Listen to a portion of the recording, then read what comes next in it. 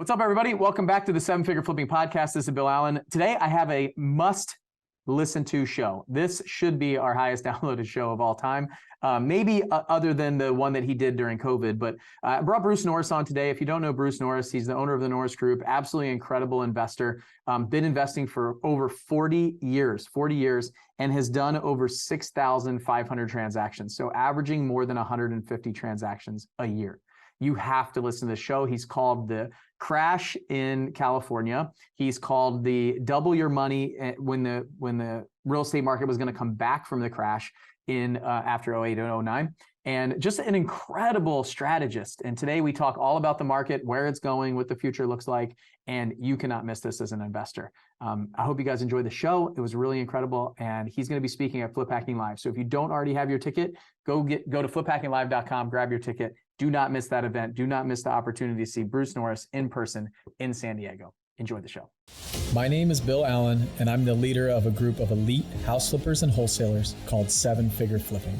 We don't brag or show off our success, but instead let integrity and stewardship be our guide. We are dedicated to helping people unlock the freedom they desperately need. If you ask other real estate investors, they will say to keep your secrets quiet.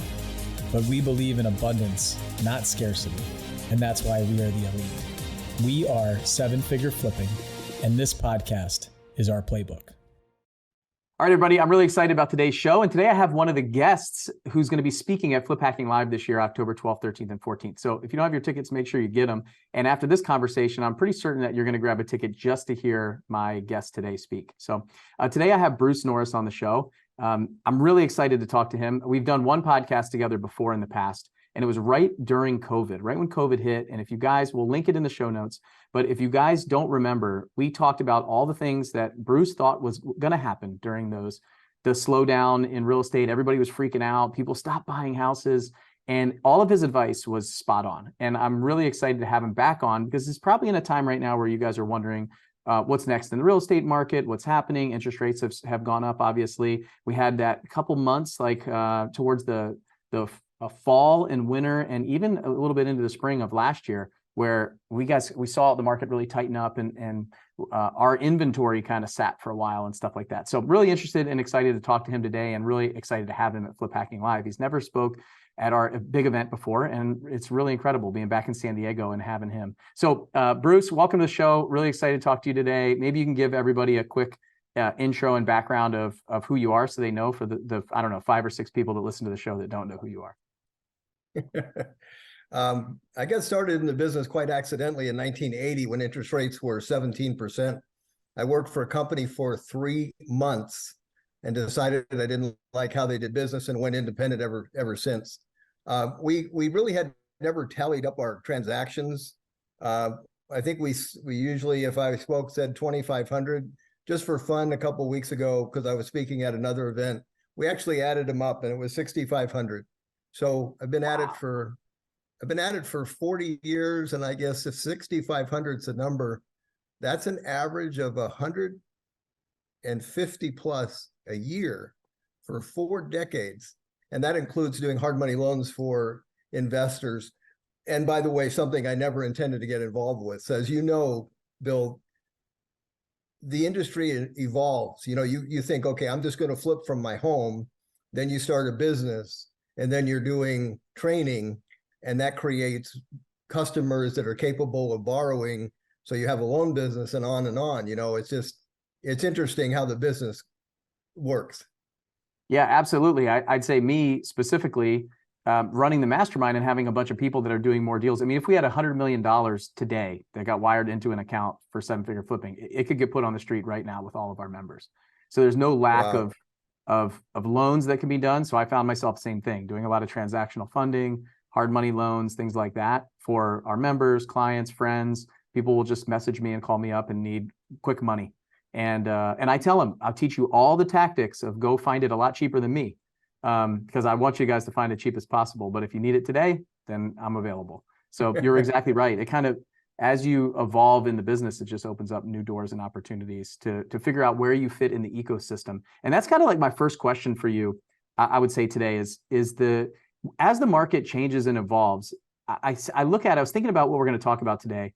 there's an ecosystem in real estate with wholesalers, with flippers, with hard money lenders, with retail buyers, and all of that dictates the opportunity in the market. So the first question I have for you is, where do you kind of see the market right now, and what are some of the biggest opportunities for people who are either just getting started or who might need to pivot their business a little bit? What's really interesting after being in this business for so long, I know, let's say, the last 50 years of charts like the back of my hand. And so I use charts to make decisions. That's what I do. And that happened from, years of buying directly from people. At about 1990, there was a transition. I would get the phone calls from my mailers and my ads, but people were upside down, and it was a different type of phone call. And I didn't know what to do until I found out that the REOs were where the deals were. And for the next 6 or 7 years, that's all I bought was REOs and auction properties.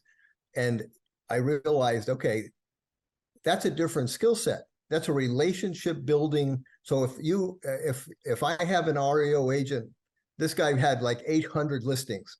If I'm his number one client and he calls me first when the deal happens, then I don't have to do a lot other than maybe get 2 or 3 more of those guys. When I went to an auction, I was the only person in the audience that would literally go see 400 houses, every house at the auction, because I knew no one else would. And I knew that if something fell through the crack, I would be able to take advantage of it. So part of it's driven by charts. Now, we just wrote a report called Uncharted Territory, which means we've never been here, Bill, which is really interesting. So what the math says to me when interest rates went up to 7% and we really reached our maximum multiple percentage of income. So 70% of our income as a group was designated to the payment in 2022. That historically never stays there. It can go down to 40 or 35 or 28. So here we are at about 65. Usually the lag between peaks. So let's say you get to 70% in 22. When did you do that before? 2006. That's a long time between peaks, which means the mood of the buyer changes. So literally, Bill, we should have a 30 or 40% price hit that's being prevented for one reason.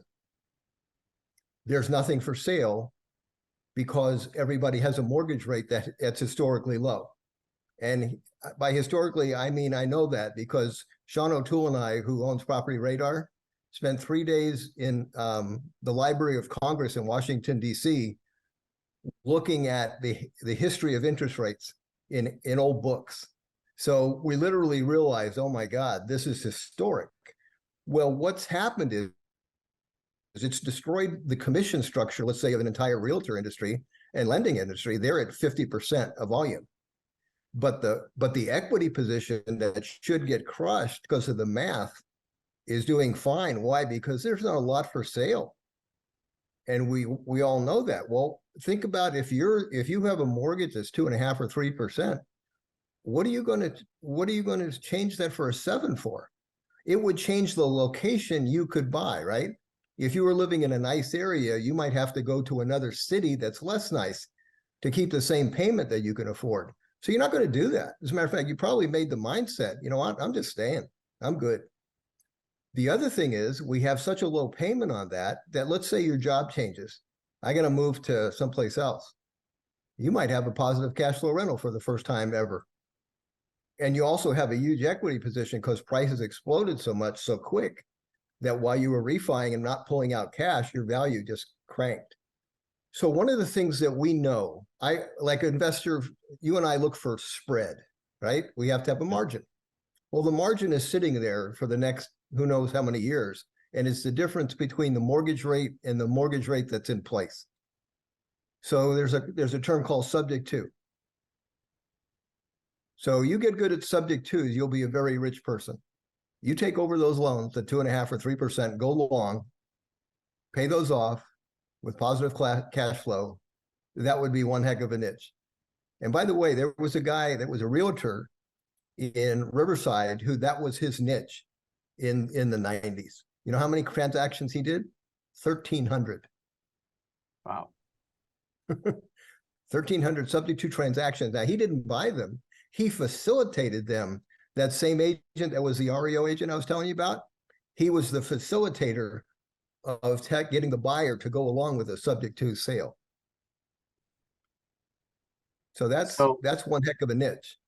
For sure. Yeah. Great. And what I love about the transition here is we have a speaker that exact same day that you're speaking, talking about teaching everybody exactly how to do creative finance transactions like sub 2 or owner carries. Because the challenge that we see even in sub 2 now is these people have so much equity, right, that taking over the house sub 2 is not just them signing it over like it was maybe 5-6 years ago. When I was doing a bunch of sub 2 deals and I was flipping them or holding them as rentals, there wasn't a big enough equity spread. So, and a lot of times they were behind or delinquent. So I could just take over and catch them up on payments. Exactly. So, yeah. So now we got to figure out how to, you're bringing still 20 to 25% down along with the mortgage rate. So now how do you raise the capital, or how do you have the conversation with the seller that they keep their equity in place and get payments on their equity as well? Right. Or they trade it for something else, or you can. The key is, can I get that on my side of the table, that 2.5% mortgage? There's a good chance you're not going to get to see that again. For sure. I completely agree with that. And I love the fact that you're going to be coming in and giving a presentation, and then we're going to teach them how to do it. And what I love about our event specifically is it's not like we'll give you half of how to do it. Like the documents, the strategy, exactly how to do it, walk you through it. There's no, here's half of it and pay for the rest. It's, you got a ticket. If you show up, you're going to get the strategy of how to do it. And it's not extremely complicated. I don't think a sub 2 transaction is complicated. Like you said, it's a relationship that you have to figure out how to have that conversation with the seller. That's right. You have to get the person across the table to trust you. That's what it amounts to. Yep. So what do you see happening? We just had the Fed just met and didn't increase rates at all. What do you see happening in the market for? I mean, you've been instrumental in previous market crashes, comebacks of markets, really data-driven decision making, which I love. It's my favorite thing to talk about and do. What do you kind of see as short-term and longer-term for these investors? Is it really the fact that to watch the inventory? Like, what are you really watching to see? Well, okay. So again, the history of it I know pretty well. So to think about 1980, I'll give you. I always like to have somebody, if I'm talking to an audience, make a list of the things that you think causes price damage to real estate. So let's go over, okay, probably how many months of inventory in supply would be one of those things that made the cut, okay? So in 1980, you know how many months of inventory was in the MLS? 22 months. 22 months. How many months of condos? 30. If unemployment makes the category, it was 10%. Trends, okay, now think about 2008. We had 8 to 9 months of inventory, not 22. We had interest rates that were like 6. How much did prices go down in 1980? Zero. With 22 months of inventory, 10% unemployment is crazy. Interest rates at 17 and no price damage. So when I looked at that history, I said, okay, wow, that's a head scratcher. But that's why I like to know 50 years of history, because it's rhymed a few times. So I'm looking at this and say, what was the dominant driver of the price decline? So in 90 to 96, we had about a 10% price decline that was very gradual. It picked up a little steam as what happened. Foreclosures picked up. In 1996, foreclosures represented 40% of the volume, 4 in 10. In 2008, 9, and 10, it represented 70%. And in 1980, it represented 25%. So to have price damage, you have to have inventory that controls the value of everything else. In 1980, you didn't have it. It was just me and you with stuff for sale at crazy interest rates. But those loans were able to get taken over by and large. There was subject to deals that could be had by the common person. The financing was still in place for that.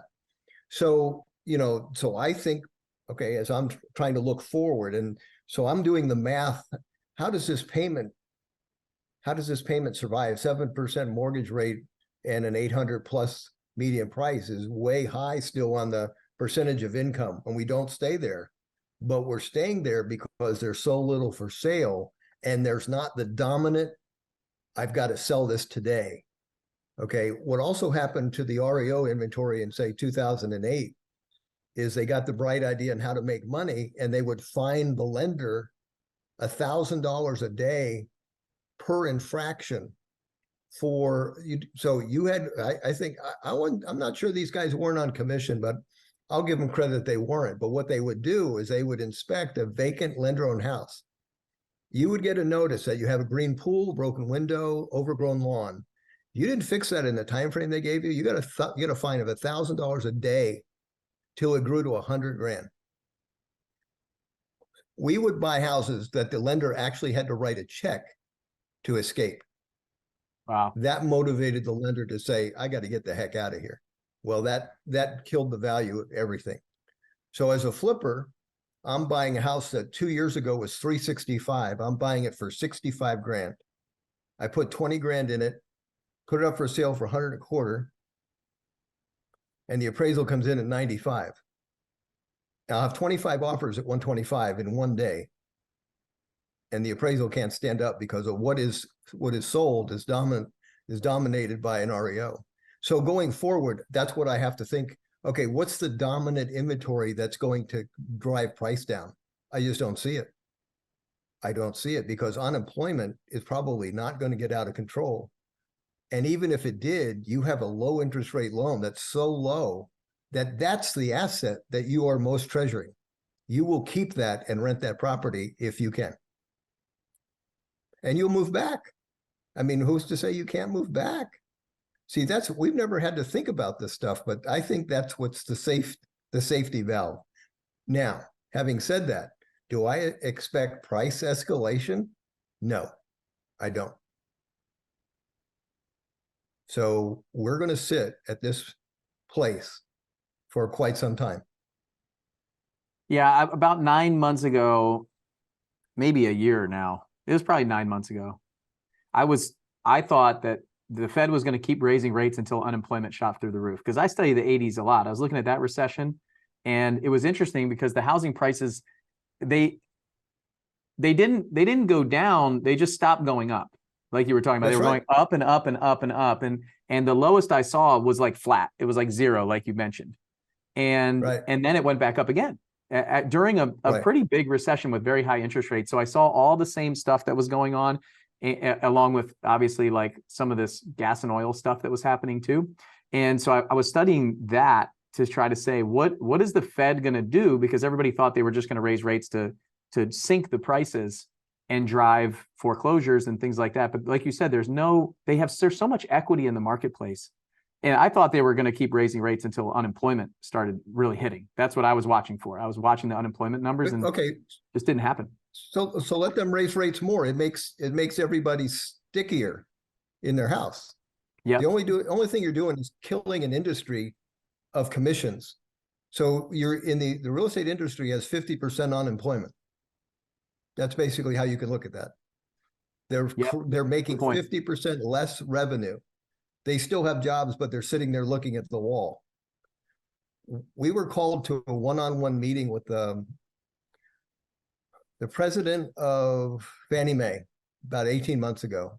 And the discussion was, you've got to let these interest rates go forward to the next buyer, or you are going to have exactly what we have. You are going to devastate an industry that can't get a commission check.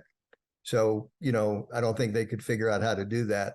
But so that's in place. Your industry that's suffering is the people that get commissions on loans and on transactions. But as far as the owner occupant, what's really interesting is let's go forward and say, let's say we have a 5 3/4% interest rate a year from now. Does that motivate the seller to sell, or the guy that's been on the sideline as a buyer to buy? Yeah, the buyer. Yeah. So you're not going to induce the 2.5 guy to list his property because he still has a rate that's less than half. But you are going to have people get off the sideline that can now qualify. It's not 7 or 7.5, it's under 6. They will become motivated buyers, oddly enough. So what does that do? Does that start driving the price of the houses up now? Low inventory, motivated buyers, they're willing to pay more potentially. Yeah, I'd say it's going to have a minimal impact on price just because I know the math historically. We're still at, say, 65% as a group. There's no history of that staying in place. This is literally uncharted territory. How long can we stay in a euphoric state? Well, it depends. What the people that are buying have that mindset. We have stuff for sale all the time. I mean, I just got text something. So we are speccing some nice homes in Florida. And a year ago, 2 years ago, we were at 715 on this one particular house. We did a lot of homework as to what we should build in Florida. We took apart every comp to see where the spread was. Okay. So if you're looking at water, even if it doesn't go anywhere, that's a big deal. If it has a 3rd-car garage, it's a big deal. If it has a pool with an enclosure, it's a big deal. So all of our houses have that. So there's a spread. So last year and the year before, at the peak of the market, 715 was the number. And this is the text I just got. So we have one that just sold. Appraisal's good for sale at 710. So we have dropped $5,000 despite interest rates having gone up by 4.5% in Florida. Which hits affordability massively, right? So 1% increase, 11% adjustment in affordability. So that's 40% change in basically the house that they could afford. That's what that other ratio does for you too. When you see historical, so we changed the name of that chart. So it's the percentage of median income that goes to the payment. Okay. If you change that to a human factor called a moodometer, it calculates the mood of the participant. And that is very telling because, see, I like that. It's the greatest cheat sheet in the world because in 2006, we were at, say, 65%. That's the highest we'd ever been until now when we got to 70 in 2022. 65% was nuts. Now, at 65%, if you had something for sale in 2006, you didn't even have to fix it, right? It was crazy. Yep. Just like in 2021, crazy. Okay, now go to 2008 and 9. Prices have gone down by 60-some% in California. And we had to bonus the buyer $8,000 to buy one. Okay, so that chart, we went from 65 to 28% of their incomes required.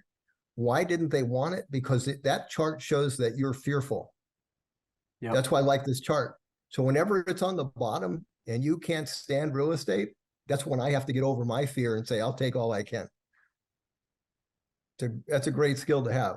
And by the way, it's not bad to have the other side. So in 2005, we're working on the report called the California Crash. I make my decision, okay, this is going to tank. And I exit 100 properties that I have. If I don't do that, I'm screwed like everybody else, man. So timing to me is the most important things there is. And you know what the interesting piece of that though is if you did that in 2005, I would guess that you exited some not at the top, right? You're selling properties before. You're not trying to time the peak or the trough. You're just trying to make a decision in the right ebb or flow of the tide. I want to sell when you really want it with a partner that wants it too. That's what I want. But to be honest with you, in 2006, it was where the other peak was in its past as far as affordability, 17% affordability. And then the next year it went to 12. Well, we'd never seen 12% affordability. So I thought, wow, maybe that's a wrong proof, if you will. Okay. And by the way, we got the 17% affordability in 2022. And that's the bottom it hit. But we get to 12 in 2007. I'm going, okay, wow, maybe I'm wrong about affordability. So I interview a lender in front of an audience. And I thought it was going to be like a half-hour interview. It was one question interview. I asked, stated income loans, where does the stated income number come from? In front of hundreds of people, she says, oh, we just make it up. And I absorbed that for like 20 seconds. And my brain is just going. It's like, I can't believe you just said that. So you have no concern. You commit fraud on every loan and you announce it to an audience. That's the industry. Okay, no wonder we're at 12%, and no wonder this is going to get worse than a California crash. So the next title was Category 5 with a tornado on the cover, because I'm just like, this is going to end very badly. And there you go. So sometimes you are late or you're early getting out because nonsense is going on in the marketplace, right? That can happen. And so what's interesting right now is, again, we should have a pretty big price decline because you get back to a mood of either 40 or 35 or something in that range, and you do the calculation, that's a big price hit. The problem is there's no motivated inventory and there's more demand sitting on the sidelines. So you look at demographics. So you have this, these guys didn't have kids like I did at 17. They didn't have them at 27. They had them at 35. And so, okay, they're now being adults. Well, they want someplace to live. And, that's going to go on for a long time. You end up wanting to own something. And so, but I think a lot less people will own just because the payment, that's pretty tough. If you're as a group at 60%, that takes a lot of your budget. Not that you're getting, that includes all the people that buy it with all cash and all that. So that's just a number. But historically, it does tell you where you are in a cycle. So you're being able to support that high number because there's more buyers than sellers, basically. And the sellers are just people, not lenders that can dictate on a wholesale price and dominate the market with inventory. It's just not going to happen. Yeah, and just if you're listening, to catch you up and make sure we're on the same page, the number that Bruce keeps talking about is basically the payment compared to your income. So the percentage of which your mortgage rate, your mortgage payment is versus your income. So if it's 50%, then half of what you're making is going towards your house. Versus, right. And if you're at 60 or 70%, then more than half of the money that you're making is going towards your house, which is the number. And that's where you're creating that moodometer, right? That you're talking about. Right. Bruce? And what's really interesting and telling is that you always have much easier time selling when it's over 50. Because then you have competition. People have to have it. That's what drives it to nonsense. 60 and 70 is if you have something for sale. Last time we had something for sale in that market, say in 2022, we had 11 cash offers in, 2 hours on a brand new house. We had a 12th offer that was a VA who kept on raising his price and became the winner. So the cash buyers were 11. They were fighting a VA buyer with nothing down and got to a price that was completely crazy. We built this house thinking it was 4.25. We listed it at 5.25. We got 577 for it. And then 3 of those cash buyers said, can we have one at that price on ones that you're working on? Wow. Yeah. That's 2022 for you, That's now, right. You take that all the way to 2009. And that's why this mood thing is so important. That 365 house in Moreno Valley is listed at 65 grand. I buy it at 65 grand. Why can I do that? Because no one else bid on it. Because the mood of the market was fearful. Well, That's why charts are a big help. I look at charts and go, okay, well, wait a minute. Are they ever going to build another house in Moreno Valley? Because if they are, it ain't going to be for 65 grand. That's the lot cost and the permit. So I would have to make a decision that not another house is ever going to get built in Moreno Valley for me to be afraid of that. But that's very rational. And most people at that point are not. And that's why I love charts. In Grand Junction, Colorado, I showed up in 84 and bought all the fourplexes in Grand Junction that were REOs. And I had to go through the same journey there. These were 200 grand fourplexes that gradually worked its way down. I made an offer for 40 grand for all of them. And they laughed and they countered it. And then I said, I'm staying. And then about 7 months later, I got that offer accepted. When I'm signing the offer, I'm sitting in a chair and this pile of paper, literally, shoulder high with all the files I'm buying, right? And it dawns on me, the only reason I'm buying it is I'm literally the only person in the country that thinks this is smart. That's a moment that'll humble you. You're like, what am I not seeing, man? Yep. Because I asked the same thing. Are they ever going to build another fourplex in Grand Junction? And the one thing you have to be careful of, you're going to have a national audience, is that you have to leave your California brain at home when you go somewhere else. You have to realize that other people in other places make different decisions. So one of the things that I thought we would do would be rent them up. They were 50% vacant. And I thought, well, we're going to rent these up. It'll be wonderful. Well, 2 years later, I was 50% vacant. And I had hired a great property manager. We did a miracle to stay 50% vacant. But I thought, gosh, you're out of college, like 8 miles away, stuff like that. And the lady looked at me when I said this, you expect people to ride a bike to your fourplex in the snow? Crap, didn't think of that.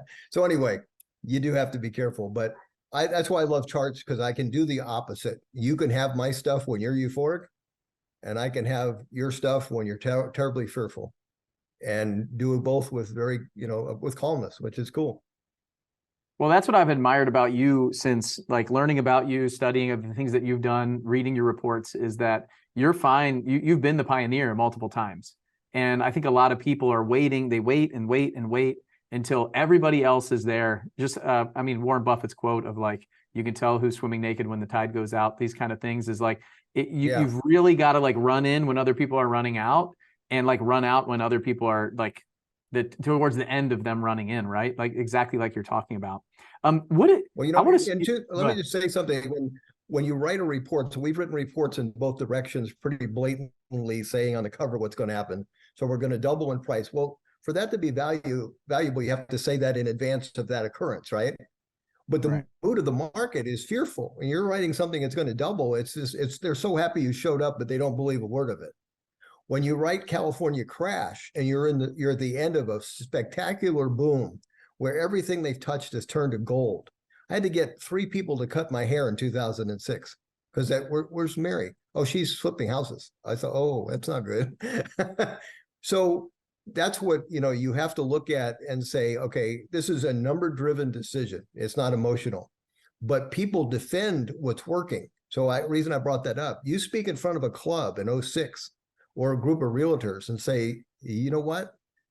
This is life-changing stuff. This is going to be devastating. And I don't use that word crash lightly. And boy, that was received with just frustration because of where they were. Everything was working so well. And very shortly, it was not, including builders. I got a chance to debate. John Burns invited me to debate with one of the top builder analysts in the country from UBS, I think it was. And that was an interesting night because the builders had lots at risk. But what was the information they had? Everything they had for sale in 2006 had a line behind it waiting to overbid. And I'm telling them this is going to crash. Well, yeah, but you know what? Wouldn't it be good to have some notice in advance of that? Because the second it happens, it's too late for you. You've just bought land at retail or more, and you have all this inventory that's not going to sell. So, you need to know in advance this is going to occur. Yeah, I'm glad you mentioned the new construction, because that's kind of where I wanted to go. You guys are building some houses, and we talk about inventory. I'm interested to know what that market is like, and like why are builders not just building a ton more houses right now to help with the inventory? Well, I think a lot of the advisors that give them advice, we're really telling them, these are very smart people, that you can expect a 20 or 25% price hit. And then all of a sudden that didn't occur. Now, what has occurred is I don't know that the sales are up dramatically, but the percentage of their participation has doubled. So you don't have anything for sale that's existing, you land on a new one. So the percentage of the new homes nationally is now over 30% instead of 15, historically what it was. So the demand is there, but the existing product is not. So it's shifting over to the new homes. And I think the builders are still cautious, which is good. I don't know that they're going to be speccing tons of houses, which will help the supply kind of maintain. So they have a bigger percentage of the market, but I don't know that their volume has certainly hasn't gone up the same percentage. They just are really happy they're selling stuff. Yeah, we look at new starts as well to kind of see what's happening in the marketplace, and is there going to be inventory? Because I agree with you. I think the inventory is really the number that we've been watching even since July of last year. I think July of last year, we had a meeting in Chicago as a mastermind group and community, and we have members from all over the country, and they came like kind of freaking out, like, where's the market going to be? What's happening? There's a lot of talk of crash coming. And that was it. The conversation just went to, let's watch the inventory. And we did see kind of like an interesting pause a little bit, like a lot of the stuff, but everybody was running their numbers like the market was going to continue to go up. And they had longer hold times. They were going over budget. They were going over timeline on their rehabs, on their renovation projects. And they were expecting the market to kind of bail them out. And so those are the people that kind of got stuck a little bit at that time, where they had to offload inventory, take some losses, and kind of retool their business to be more efficient. Yeah. Where I think the efficient business will win here. And so we watch new starts, and I agree. I'm kind of waiting for them to go up. I'm waiting for these builders who are looking, 9 months to a year and a half down the road, that their inventory is going to be selling, and high interest rates and everybody talking about a crash. A community of news and media and all this stuff talking about real estate is dangerous. Interest rates are high. Nobody's going to buy their home. They're just still seem to be a little cautious.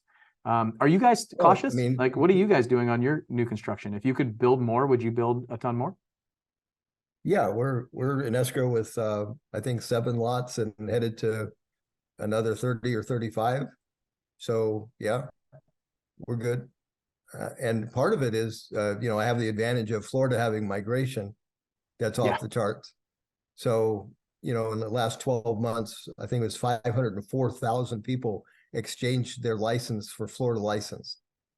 504,000 people need to get into a door, right? A new door, whether it's a new house or an existing house. Yep. I like those odds. So, we're very scientific in what we build. So this was probably 3 or plus years ago.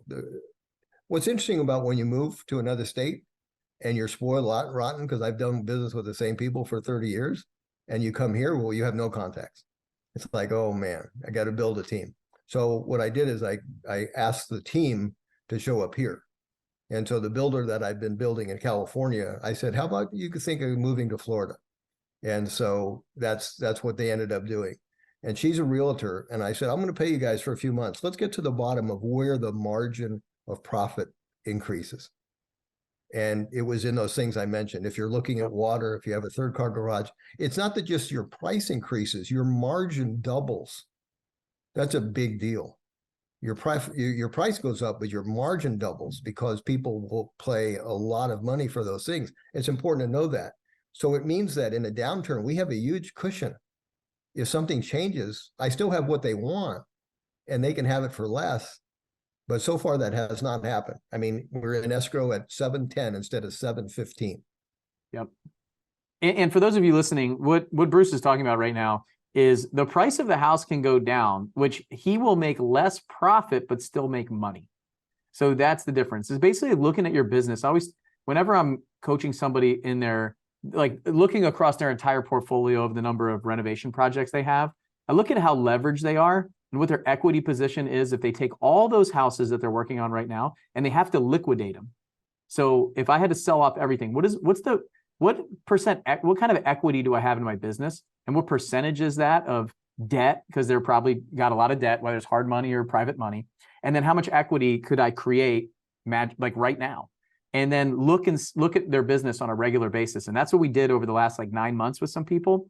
And you start to see their equity position is only 5 or 10 or 15%, which is a really dangerous place to be, because what that means is if the market changes by 10 or 15%, they're break even. Now, if the market changes by 20% or their timeline goes up, their budget goes up, all the numbers that are on their sheet become irrelevant. They're actually having to write a check to sell some of these houses. And so that's what you want to look at. And so what Bruce is talking about is even in a single house, if he has double the margin because the cost of the construction is the same, though maybe the lot costs a little bit more because you can see water, those kind of things, but he looks at the margin is double, that gives him more equity to play with to say if the market does come down, I'm still making money, I'm just not making as much money as I was before, versus I'm making money or I'm breaking even. And I think that's where a lot of us land is we think everything's going to go right. Anytime I write goals or we analyze something, I look at risk and I just assume 50 to 60% of the stuff is going to go wrong.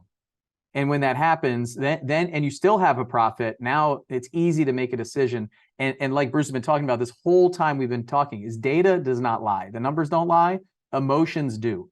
So all the emotional decision maker and people that are making these emotional decisions of it'll be fine, I'll stop cutting hair and start flipping houses at the wrong time, that's an emotional decision that's not backed with numbers and data at all. So I love your approach. It's really great. See, what's interesting about that too is that when you go back 50 years, then you're confronted with things that you know are damaging, like having too much inventory, and then you have 22 months of inventory and no price damage in 1980 when your interest rates are 17 and you're 10% unemployment. So you have to take that experience and go, okay, well, why did that happen? How could you have this price damage? And so it's over the last 50 years of history and, writing these reports, probably the best thing about the reports that we've written is it's written with a very pure motive of how to protect Bruce Norris's dough. So, I don't have a bent that's saying, okay, I've got to write this report so we sell a bunch of reports and it says this or that. I just want to know the truth and so, about what's going to go.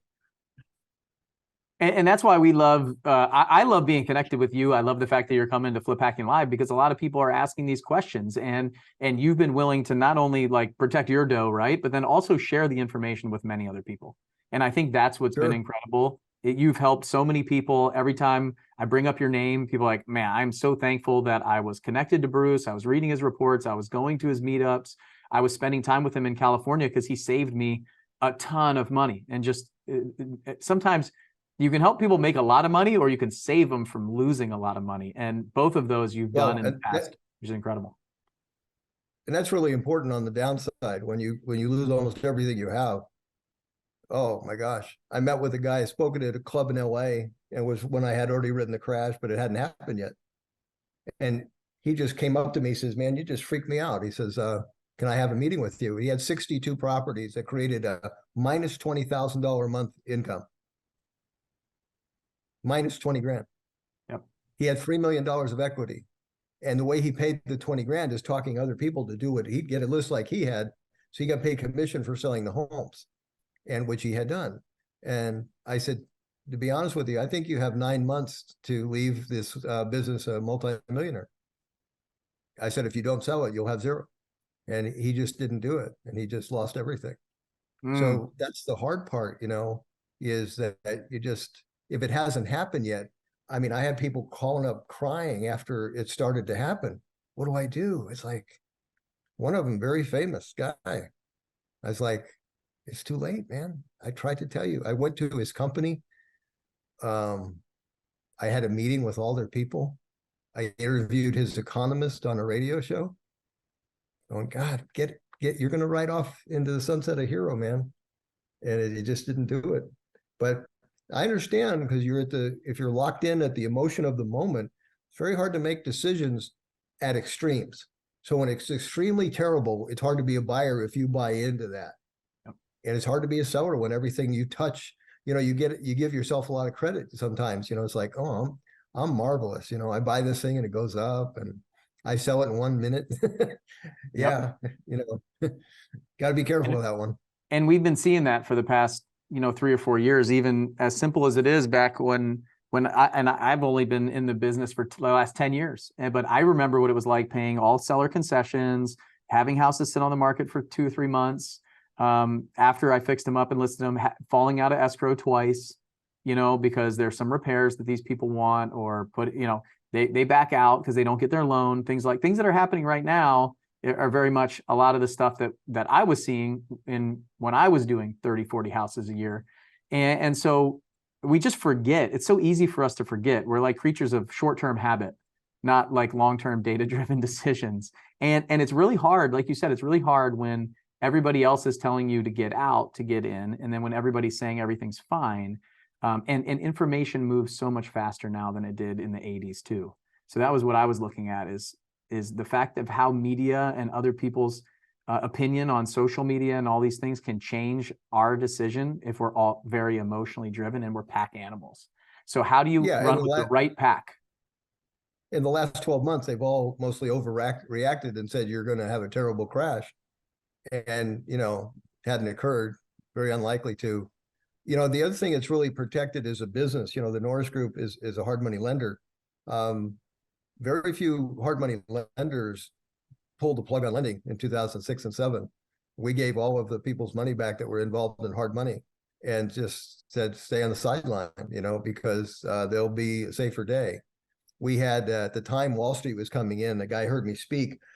I'm very motivated when I get irritated. I don't know about you, but I write that stuff down. Actually, it helps me out. And this guy was listening to me speak, and he came up and he said, I really respect what you do, and I really feel sorry for you. I said, why is that? And he said, well, it's just obvious the Norris Group won't be able to survive with the Wall Street competitors coming in the market. I said, really? I said, I reached for a business card. I gave it to him. I said, here's my phone number. Call me in 5 years. I guarantee you I will pick up the phone. And I'm guessing he didn't call. He was out of business. That's right. Yep. He was out of business. Yeah. Yeah. So I can see that. Charts are important because, well, first of all, when you're in the hard money loan business, you're trusted with other people's money. And that's the hard part about sometimes when you create funds, let's say, you just have a pile of money sitting there that's inactive, you find a reason to activate it. When you do what we did, we did individual loans. When we got paid off, plus we were aggressive because we knew that the market could change and it would be a straight line down. Let's say you're a borrower of ours and you've never missed a payment your entire life, and all of a sudden you're 30 days late on one. I called you. I didn't call you to chew you out. I said, okay, do you still have a profit motive on this house? He said, no, I'm just trying to get the heck out of it. Let's auction it off with my buddy, and I'll take half the hit. Let's move it. So we took little hits on very few houses, helping guys get to the sideline because we understood what was about to happen. And so we could sit there very cash. We had a track of homes that we had built. And I dragged my feet, 93 houses we built in 2004. And I dragged my feet to start that at the perfect time and get rid of those. And so we had gotten, what those homes sold for at the peak? We started at 200. It got to 280. This is a 1,200 square foot house in Rosamond, which is 8 miles after Lancaster, and 8 miles after Rosamond is nothing. This is in the middle of nowhere. And you know who Tony Alvarez is? Yeah. Okay. Tony Alvarez was buying those houses 2 years later for 40 grand. Wow. 280 to 40 grand. Yeah. Wow. All right. Well, hey, we've got to wrap up. And I would say I could talk to you for hours and hours, and I'm really excited to share the stage with you in a couple weeks. So if you guys are listening to this, then this is just a small taste of what Bruce is going to bring to San Diego. You can go to fliphackinglive.com and grab your tickets, October 12th, 13th, and 14th. Bruce, is there anything that you're working on right now that you want to share with my audience, some place that they can go, something they can download? I know you have your I Survive real estate event coming up. Maybe you want to talk about that. Is there anything that you want to share with them? Yeah. At the end of October, we have the I Survive real estate event. I'm selling the Norris Group, so I'm retiring at the end of the year. I'll do some speaking, by the way. So if you need me again, I would do that. I have a lot of respect for you. That's why I took the gig, just so you know. I'm so thankful, like incredibly thankful for that. And a relationship means more to me than anything. So I appreciate that. Yeah, me too. So at the I Survive event on the panel, there's one guy who's joined again. This guy named David Kittle. David Kittle is one of the like the main people in the lending world for decades. And having him on the panel will be very, very illuminating about what the lenders are thinking, and if there's some, if there's risk for some of those guys going out of business and causing systemic events. So I'm very excited about that. We have Chief Economist of Fannie Mae, Doug Duncan. So who's who in our world is on that panel, and it's a charity event. So the Norris Group pays for everybody's dinner, and or the expenses. You guys, it's like $200 a plate, and that goes to charity every year. So we've raised about $1.2 million or so for Make-A-Wish and Jude. So yeah, and by the way, everybody's dressed up. We started this event in 2009 at the height of the foreclosure. So we have this panel of the top people in the real estate industry. I mean, like the president of the mortgage bankers, the president of the Appraisal Institute. And we have 450 people in tuxes and formals for the first time. And I knew who was in the audience, but I asked, okay, if anybody here that's an investor, please stand up. Well, 450 people stood up. And I looked at the panel, and I said, I just wanted you to know what a real investor looked like. Because we were taking the heat. We were taking the heat for all the nonsense that went on, and it wasn't us. We were the solution. So I wanted them, and that visual stuck. David Kittle, he loves this event. That's what's cool. And if he resigned and went to another place, he would tell the guy that took his place, you got to go to this event. You got to go to this event. So we had maintained the top people in the industry for a long time. So yeah, it's a lot of fun. So head to that if you can. Yeah, for everybody listening, we'll put a link in the show notes to where you can get a ticket. It's in California. So I know we have a lot of California listeners. So it'd be easy for you guys to attend, but we'll put a link in the description and in the email that we send out to everyone too. So again, last call, it's just coming up. Once you guys listen to the show, it'll just be a couple weeks away. So October 12th, 13th, and 14th, our event. And then Bruce got amazing charity event at the end of October too, there in California. So Bruce, thanks for being here with me. I really appreciate it. I'm excited to hear you speak on our stage for the first time in just a couple weeks, and get to spend a little bit more time with you and in person instead of virtually. How many people are going to be there? We'll probably have 1,000. I think we are probably right around 800 or so right now. We'll probably have, we're ahead of the ticket sales that we had in the past. So we'll probably have 1,000, maybe a little more there this year. That'll be cool. Yeah, it's a pretty big event. It's a challenge. Live events are a bit of a challenge. The hardest thing that I've ever sold is a live event ticket. Surprisingly, I'm sure getting people to travel, to show up, to do all this, especially 3 days. But it's one of my favorite things to do. So I'm really excited about it. And we're going to have some great people there. I've been watching the people that are buying tickets, and we're going to have kids in the audience. We just launched something with Bring a Friend. And then I don't know if my audience knows this, but if they listen to this podcast, they will know. We are also bringing in a virtual component of it. I made a decision while I was in Fiji last week to provide it virtually. So we're going to do a hybrid event. So we'll probably have 1,000 people in person and likely have 1,000 or 2,000 people virtually. Wow.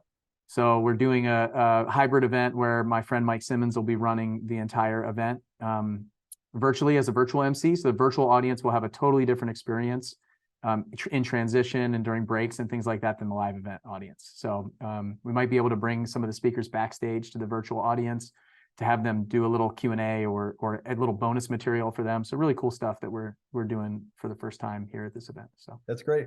All right, Bill, looking forward to it.